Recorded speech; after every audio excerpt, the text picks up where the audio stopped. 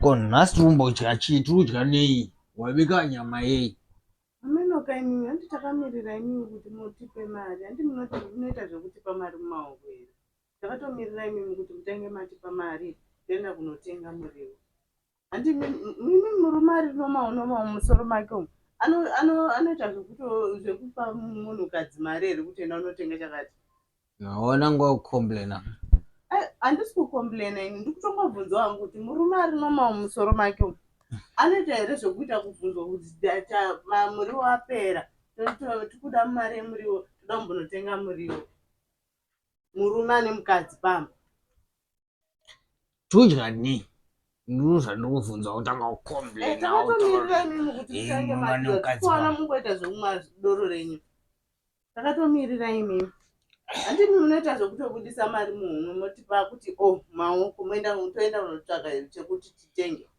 Kana kuti imimi munoenda kunotenga chikafu. Saka takamirira imimi nezuro ndakataura kuti chikafu chapera. Ndazviona ona ngwakukomblena. Yoda kukomblena handijairwe nditongo nemukadzi kai. Ndombonetsa dona basa ndoita sei? Makati ndisaende kubasa. Izvozvi ndagara pamba Handichisati uchapinza nyaya iyoyo. Basa mukadzi aende kubasa unoonekwa nevarume iwo varoda basa. Varume vei futi.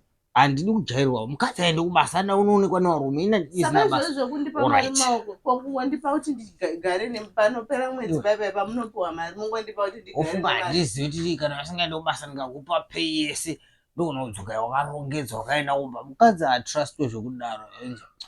Tora mari wende unotenga. Utoera. Saka ndotenga wemari. Chero nokukwana imba. Hando zvanga uchida kundinyadzise kuti vhunza inini ndiri kuita soti ndinokudzvanyirira.